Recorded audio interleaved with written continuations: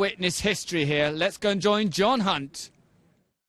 And they're off and racing. The Weatherby's Novices Hurdle then is underway, and Tony McCoy settles Mountain Tunes at the back end of the field in what is a very steady pace down towards the first of their flights. The leader's over it safely enough. The back marker, though, Major Martin, came down at flight number 1. Major Martin is out of the race.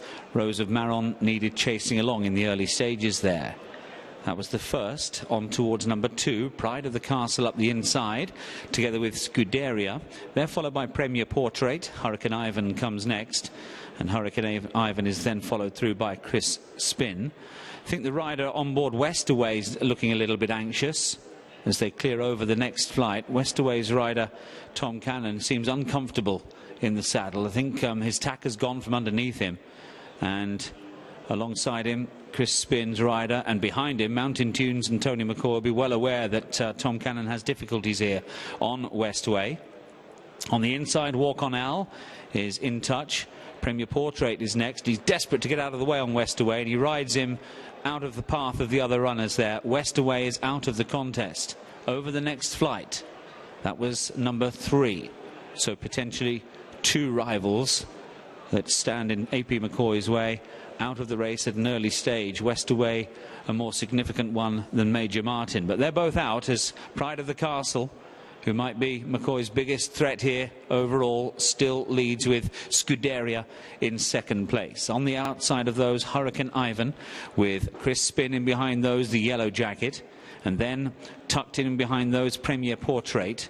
I'd say McCoy's last here on Mountain Tunes, and didn't jump that fluently either. Long way to go, though. On the outside, Rose of Maron is in company with Panama Petrus, and also towards the rear, Walk on Al up on the far side running rail. Heading then over towards the 5th flight of hurdles.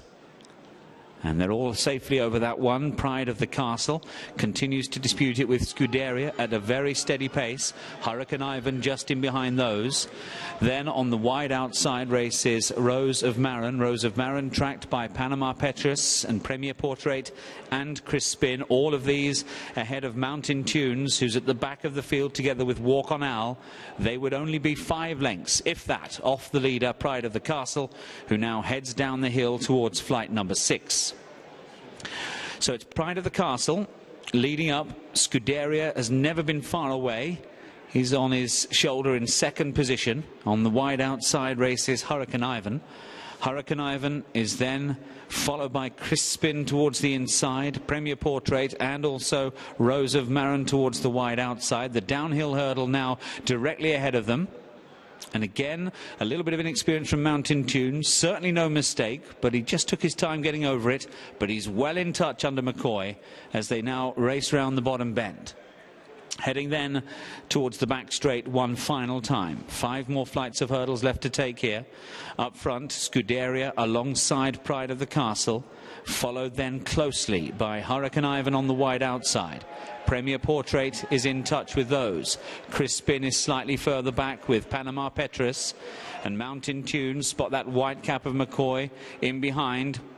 Walk on Al is with him towards the inside as they take the next flight, and there Chris Spin flattened that hurdle.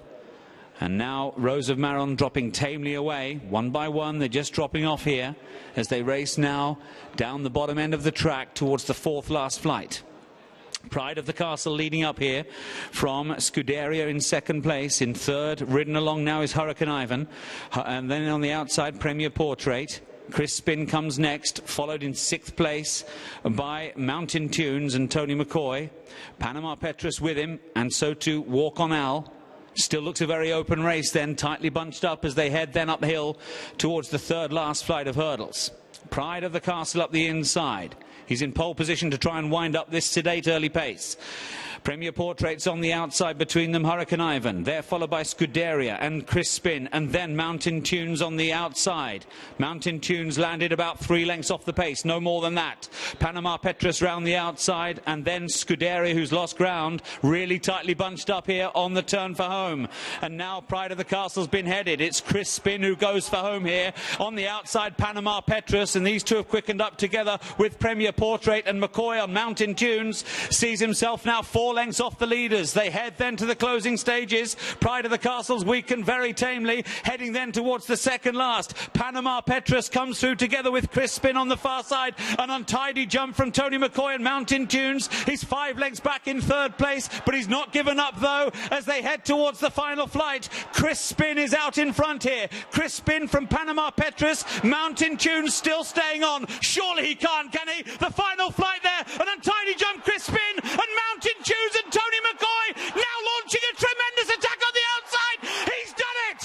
What a hero. What a sportsman. What a jockey. 4,000 up for Tony McCoy and Mountain Tunes, who claim Crispin late and Panama Petrus back in third place. Well, you just could not write it. An absolutely extraordinary ride by the champion jockey to win his 4,000th race, Mick Fitzgerald. If that doesn't sum AP McCoy up, what does? I think it's fantastic as well. The horse made a mistake. Just showed he's inexperienced as well, 2 out.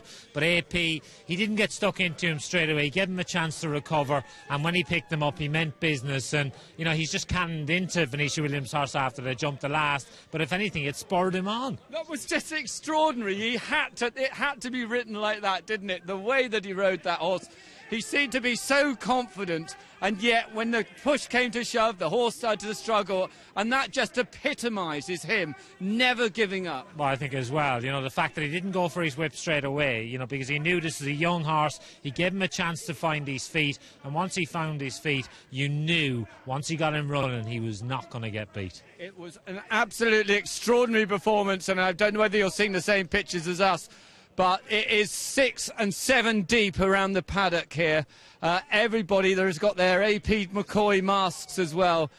Really is absolutely electric, and the cheer as he got up, John Hunt, absolutely fantastic. It really was. So we're just waiting for AP to come back in. I mean, this is extraordinary scenes, mate. Well, it's great because, you know, everybody wants to get in the position where they can see the great man as he comes in, you know, and it's great that so many people have turned up to see it and they've been rewarded with a trademark AP McCoy success. Absolutely fantastic, as we saw earlier on. JP McManus here, also both his children, AP's children, Eve and baby AP as well, Chanel, his wife. So everyone here, extraordinary scenes. It really is. Just waiting for him just to be seen as he comes back.